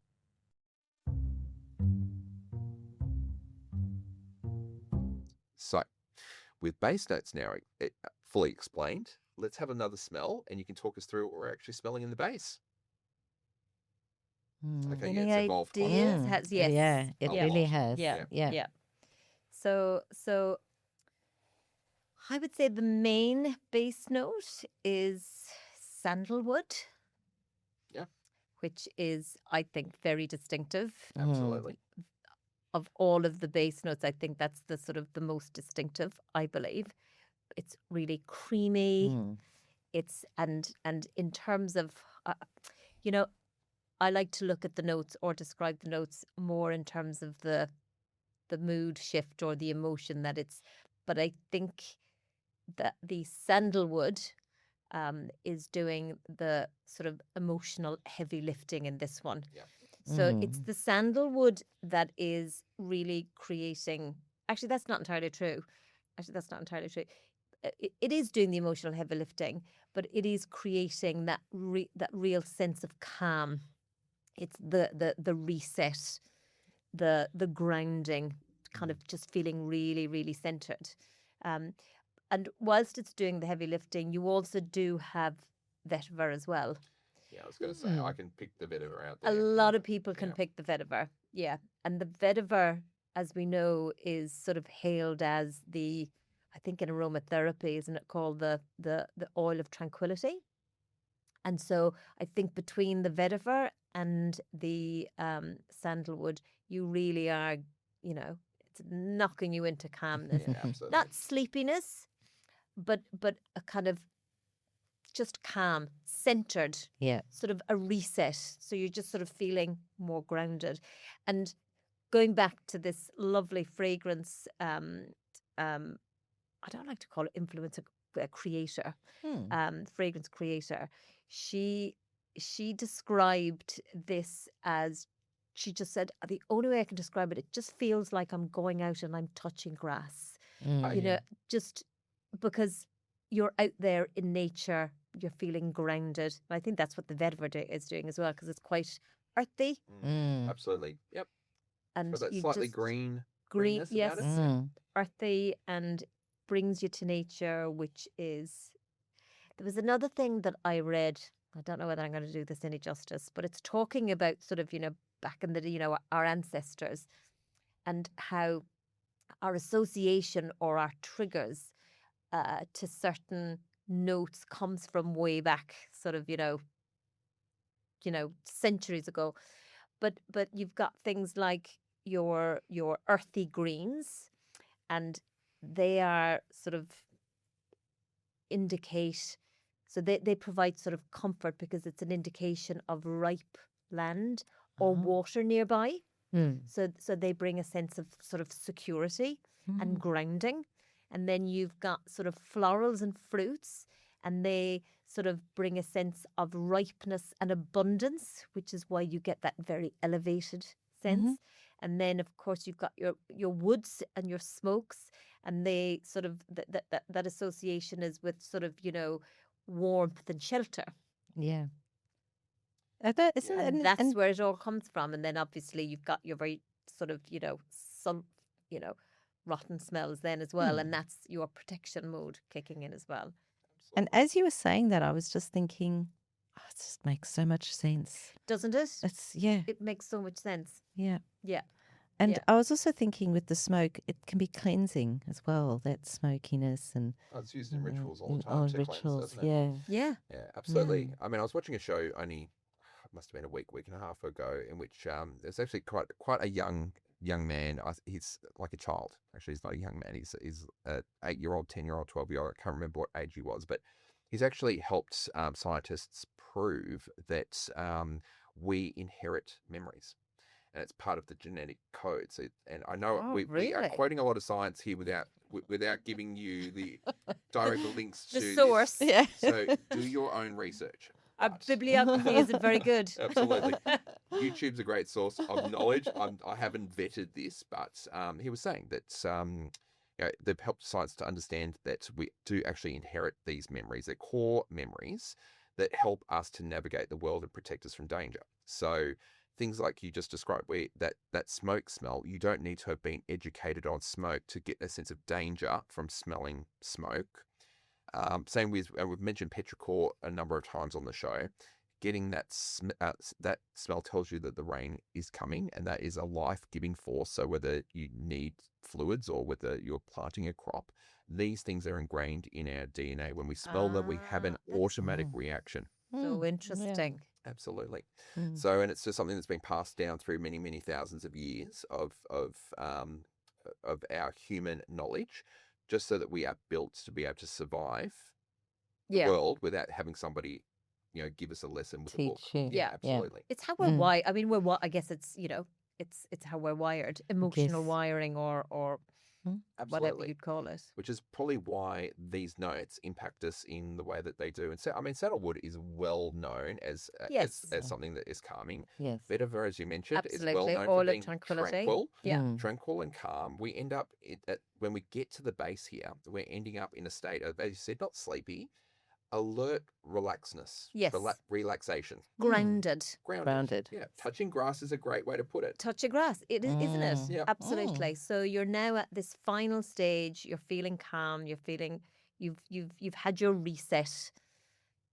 Yeah. You're grounded. You're in it. You're centered. You're now more centered, and you're there. So you've got sort of the opening notes are meeting you in your moment where you are, and then your heart notes are regulating, beginning to bring that mood in, and then once you get down to the base is settling in.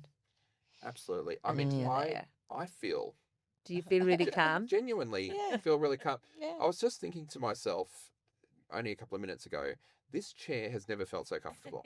It really hasn't. Like, I just feel so sort of settled in. I don't feel sleepy. I No. feel nice and alert. We're Yeah. asking lots of great questions and we're having a really great conversation here. So I feel like all of my senses are with me. I just feel I should take it chilled to out. I should Yeah. take it to furniture stores. Absolutely. know? You are going to Yes. sell so Yeah, much. Just Yeah, have this yeah. going through the store. But honestly, it does. It's having a real reaction on me. How are you feeling, Robin? Yeah, I feel great. I really do. I feel quite calm. And you're right, sometimes when I'm in the seat, I struggle with exactly how to sit, but I've just kind of Yeah, relaxed into back it. in. Absolutely. And I also I just love the dry down. It's beautiful. Yeah, Mm, yeah, yeah. It's really, really nice. Because it's Mm. soft, isn't it? Mm. It doesn't start off. I mean, it's far from soft when it starts out, but it's really soft and it's creamy. Absolutely. It Yeah, is it's very creamy in the very base. creamy. Yeah, it's Yeah, lovely. which and is the woody. sandalwood. Yeah. I think it'll be absolutely fascinating for us when we watch the show back. Just have a look at the body language that we start the show with, where we're at in terms of how we've positioned our bodies Yeah. versus where we've ended up at the end of the show. Yeah. I would say that we've all become a lot more relaxed, including Noah behind the camera there, but don't take your eye off the ball, Noah.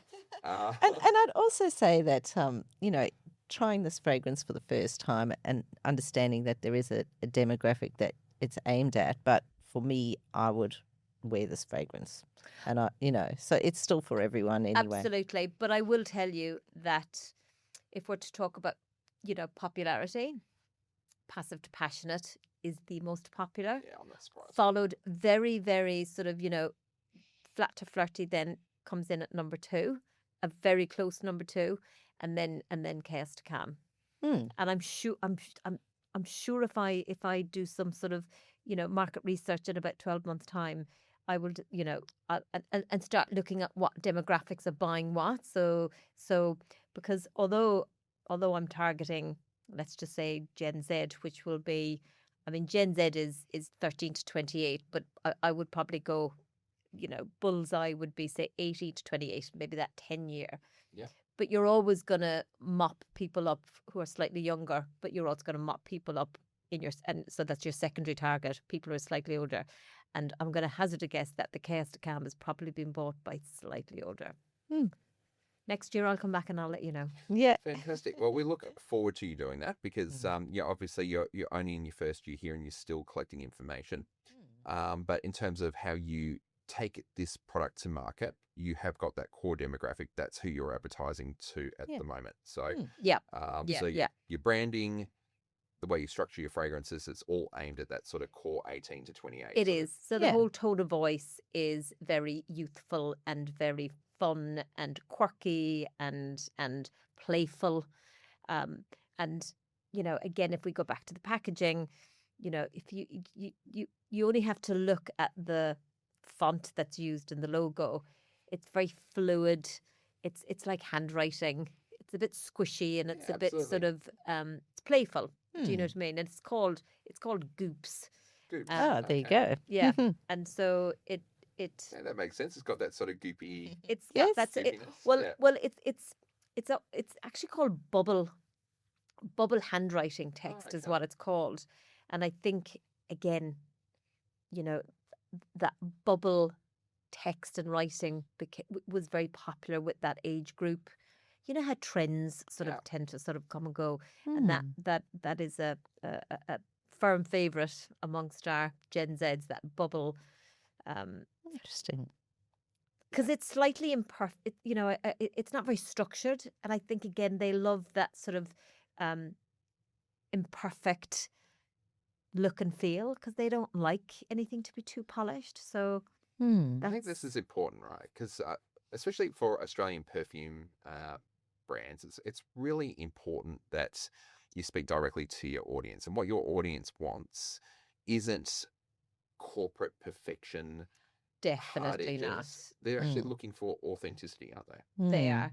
And when you're talking to a target customer, they need to be able to recognize that. They need to be able to look at it and go, yeah, that's for me.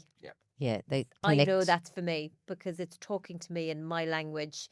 It's telling me what I need and it's right. And I want to be part of that world. I want to be part of that community. which is why you have to talk to them in a tone of voice, and it's not going to be corporate. Yeah. It's definitely not going to be corporate. So Yeah, I think that's the whole idea of perfection in imperfection. It's something we've been exploring since the very Oh, first yes. episode of our show. Mm. And it's something that's quite unique to what we've noticed to the Australian perfume landscape. It's actually not all that common to see imperfection in some of those larger brands, the brands that are owned by the L'Oreal Group or LVMH Group. There is a certain level of perfection amongst yes, their branding. yes. It's quite unique to the Australian marketplace, I think. And this is intentional imperfection. And I think,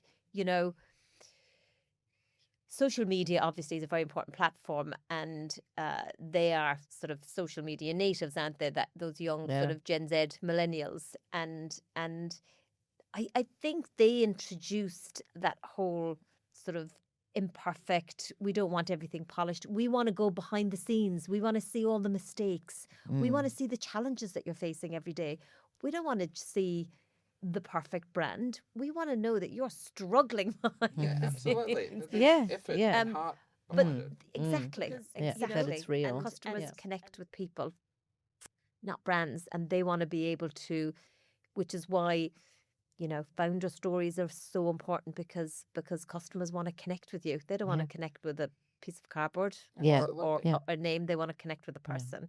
And so it's really important that you build your community, but in doing that you're talking to them in a way that they're going, is she talking to me? Or that you're Yeah. talking in a language that they are familiar with, Yeah. and that they think is fun, or that they think is aspirational, or however they want to feel. Yeah. Not that shocking, is it? Because, No. fragrance, when we put it on our skin, other people are going to smell it and they're going to associate that fragrance with me. And so it's what Yes. I am communicating to the world about myself. And so I need to connect with it.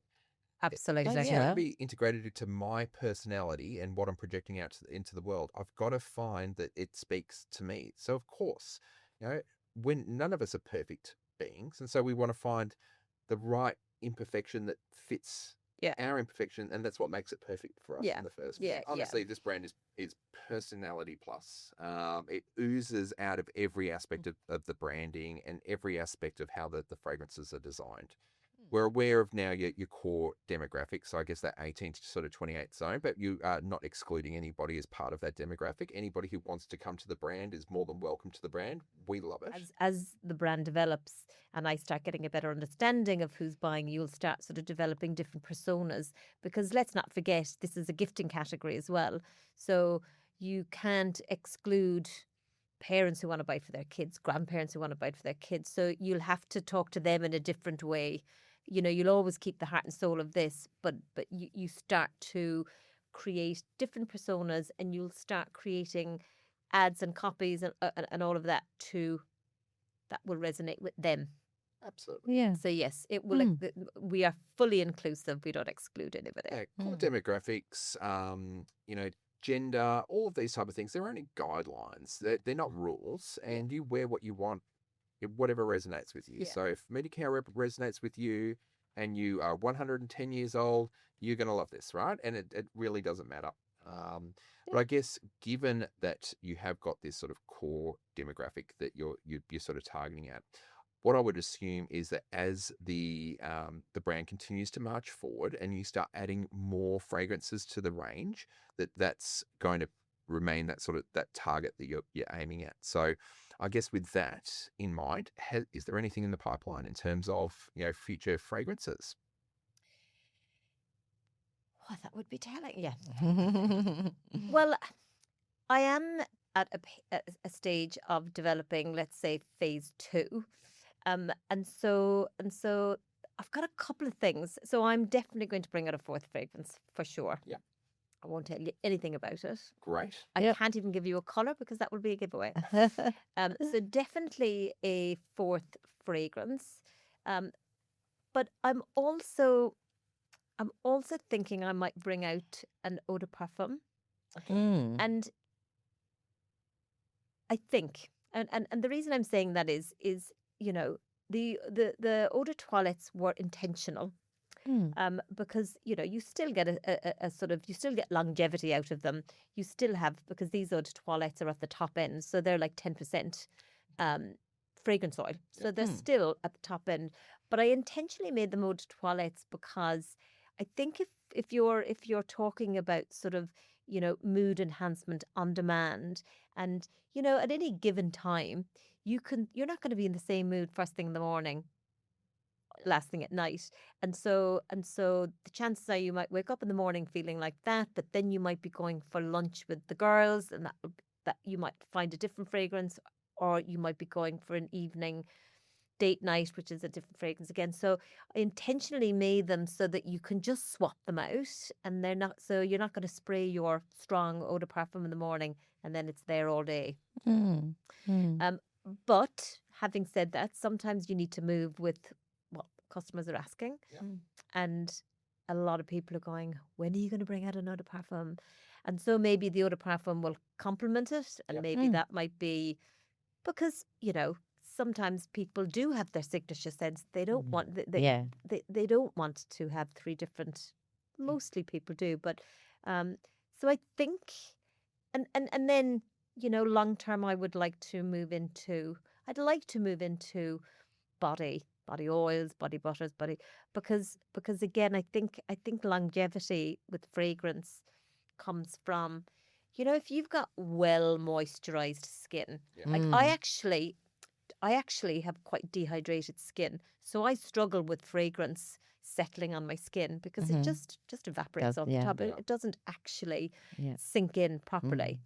It's a bit like if you don't exfoliate your face, there's utterly no point in putting a beautiful, expensive serum on there, because all the goodness isn't going to seep into your sort of lower skin cells, because it's going to sit on top of all the sort of dead skin cells. And so I'd love to bring out a complementary range of, body butters or even shower gels, so that you're building and you're layering through all. Even washing powder, because everything you put on has a smell. Yes. You've got. I think it's great. So layering through the different formats. But that's like 10 years' time. I love that. I had not thought about that, what would be intentional about the eau de toilette, but it absolutely, again, it makes sense, and it works with your brand. It does. Now, look, that's my own personal. I think there is a place for eau de toilette as well, because some people don't like strong. They like to sort of, they don't like to announce themselves. They like to be discovered. What's that expression? Yes. Is it who said fragrance should be discovered, not announced? Yes. And so there is, some people just like light fragrances that they can top up regularly rather than that hard hit. So something for everybody, but just within the context of Mudie Cow, it was more around keep it light so that you can swap around depending on how the mood takes you. Yeah, and as you said before, they also all layer well together. So that's another. They do. But as you develop a brand, you need to listen to your customer, and you need to evolve, and you need to sort of maybe slightly pivot as well. Well, if they're asking for it, you can meet the demand. Or at least test it. Absolutely. At least test it. There's one thing that we have noticed sort of happening in the perfume industry is a bit of a movement away from those beast mode fragrances, the ones that absolutely dominate, and more of the sort of the personal scent bubble, less projection, sometimes less longevity, because people do want that versatility. They want to be able to put something on in the morning, wear it to work. And then when work's over, I don't want to think about work anymore. And I want to have a different, aura about me. And I want my night, or I want my weekend smell. And so that you can actually put something else on. It also is a little bit of a, I guess people sort of associate an EDT versus an eau de parfum versus going up to that sort of elixir level, that it's going to give you more longevity because it's stronger, it's got more perfume oil in, and that's not always the case. I've certainly... No, it's not the case. Yeah. Definitely. I've worn EDTs that last for very, very long periods of time, and I've worn eau de parfums that don't feel like they last as long or don't project as much. So it really depends on the formulation. It does depend on the formulation, and it depends on, because again, if So just within these three here, passive to passionate, it will be still on your skin the next morning, Yep. and it's an eau de toilette. Mm. But then the other two, they don't have, particularly flat flirty, doesn't have the same longevity because it's fruits and florals, Yeah. and fruity, florally, citrusy notes, Yeah. because they're light and they're the ones that are used in the top notes. They're light, and they dissipate quickly. Yep. Absolutely. And so whereas your woodier, smokier, vanilla-based ones, I think the gourmands, I think sweet notes have got more longevity. So Yeah. again, there's lots of sort of misconceptions. Absolutely. And I suppose then it makes sense that, you'd have a full bottle of the fragrance at home, but then you grab one of your 10 ml sort of travel Yeah. fragrances, you throw that into the purse or into your pocket. And if you wanted to top up through the day, you could just spray it on. Fragrance on the fly. Fragrance on the fly, which is the whole point of having a travel travel set as Fantastic. well. So Yeah. fantastic. So you've got your full size fragrances, you've got your travel size fragrances, and then you've also got your samples. Yeah. How big are the samples? Samples are 2 mils, which and what I do, and because again, when you're buying fragrance online, it's very hard. So what I do is, if somebody orders a passive to passionate, I'll always put the 2 mil passive to passionate into their package and say, use the 2 mil first, but go through the 2 mil first. Let Yeah. it sit on your skin for a couple of days. Wear it going out. Well, I don't say all of this on the website, Yeah. but the idea being, don't open the big bottle until you're ready to commit to it. Yeah. Because it just makes it easier for people to sort of make that final leap when they're buying online, knowing that actually, if it's not right for them, when they test the 2 mil, they can send it back. Yeah. That's amazing. And it's just cost them Yeah. time and maybe a bit of postage. Yeah. That's a brilliant idea. Yeah, Giving them absolutely. that 2 mil, Yeah. letting them try it, especially when you are buying online. So, Yeah. so if somebody did want to buy online, what is the website that they would go to? The website is www.mudiecow.com.au. Moody Cow, not Muddy Cow. Moody Cow. Yeah. Fantastic. MUDIE. 1D. Cow. Yeah. So for those people who may be struggling with the spelling, or who may be driving at the moment and not a chance to write it down, we've got the website rolling across the screen for you at the moment. For those people who are listening via Spotify or who may be listening on Apple Music, we'll embed the actual website into the description there, so it's nice and easy for you. So don't pull over now. You can just go to the website description, click on it, and we'll hyperlink it back to the Mudie Cow website. What's also popping up on your screen right now is a QR code. If you scan that QR code with your phone, it'll take you to our website, which is olfactive.com.au. We'll actually have a profile on Gillian and the Mudie Cow, and there will also be a link directly to the website. So we've got multiple ways. There's no way that you can watch this episode great. and not be able to actually find the Mudie Cow. Fantastic. And I am also, because I am obviously very aware that it is hard for people to buy online, I'm hoping to sort of build up a bit of a wholesale distribution. So we are in about 20 sort of, salons, gift stores, fashion outlets. And I'm, my focus for year 2 is to really build up that sort of distribution.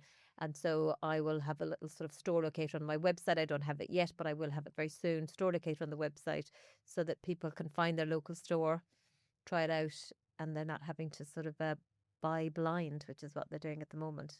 Yeah. Fantastic. So people can jump on your website. Yeah. I'm sure from your website they can find your socials as well, so they can start to follow you on your socials. Yeah. And so when a new store starts to stock the product, or you're going to be at a market or wherever it might be, they can find you there and follow along. Yeah. Yeah. And yeah, Instagram and Facebook, TikTok is just Mudie Cow. Perfect. Yeah. Simple. Nice simple. and easy to find you. So Yeah. I've got to say, Gillian, this has been quite the experience. I'm not sure we've had a show where we've gone through and done a masterclass, but also ended up at the other end so calm and relaxed. So it's been a unique experience for us. Thank you so much for taking us on a guided masterclass. Thank you so much for having me. I feel, as I said, I think I said this earlier, I feel quite honoured to be sort of, joining other brands. Like I've listened to some of your podcasts, like, is it Mihan Aromatics? Yes, absolutely. They've been on the Right. show. They've Yeah. a bit of a fan favourite as well. Yeah, Yeah, absolutely. yeah. So Yeah. yes, very, very exciting to come on. And so thank you for having me. It's been amazing. It's been great. Thank you so much. I've learnt a lot, first of all that science, and it's so fascinating. I actually want to explore a little bit more about that. yeah. And I've just really enjoyed exploring the fragrances along with you today, Gillian. So thank you so much. Well, you guys can keep these because I don't want to have to take these on the plane again. Oh, wow. If we have to. If you Yeah, have I to, know. I yeah. Thank you so yeah, much. no, that's amazing. Thank you. That's very generous. And thank you to all of our listeners. We hope that you've enjoyed being along with us here today and the podcast. And if you have, we would love to hear from you. So please drop us a line, or a review would be great. Until next time, see you then. Thank you. Bye-bye.